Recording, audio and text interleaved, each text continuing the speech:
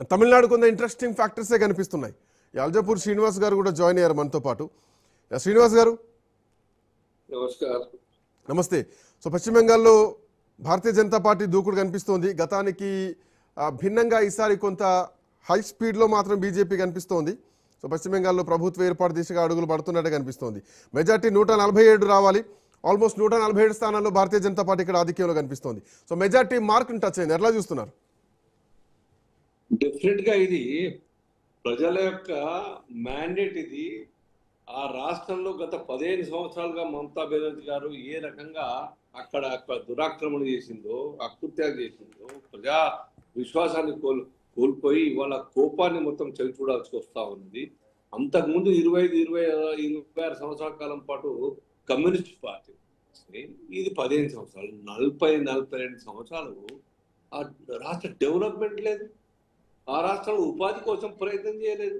ఆ రాష్ట్రంలో కొత్త ఇండస్ట్రీస్ వెల్కమ్ చేయలేదు. పైగా వచ్చేటువంటి యొక్క ఇండస్ట్రీస్ ని ఉద్యమం రూపేణా టాటా అటువంటి వాళ్ళని మొత్తం కూడా వెనుక పంపించిన చరిత్ర పశ్చిమ.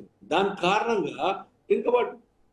కారణంగా లక్షలాది మంది ప్రజలు వలస వెళ్ళి కూలి పని చేయడానికి పిల్లలు చెక్క పట్టుకుని పోతా ఉన్నది. అది పరాకాష్టాన్ని.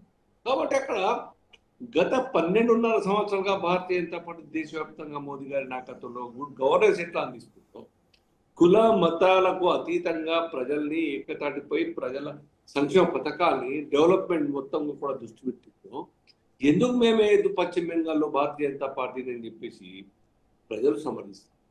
ఇంత జరిగిన తర్వాత 11లో కొద్దిగా డెమోక్రటిక్ సిస్టంలో ఎలక్షన్స్ అయినాయి.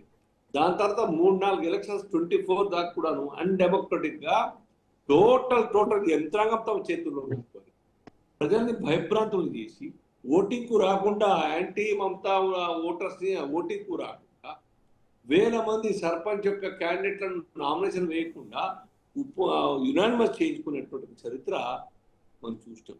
సాక్షాత్తు election commission of India SIR పేరు మీద వచ్చేటువంటి అధికారులు ఏ రకంగా దిగ్బంధం చేసినారో, లేకుంటే ఈడీ ఐపాక్ మీద దాడి చేస్తుంటే ఏ రకంగా డాక్యుమెంట్స్ సిస్టమ్స్ మొత్తం లాక్కొని వెళ్ళిపోయిందో ఇవన్నీ అర్థం కావు ప్రజలు.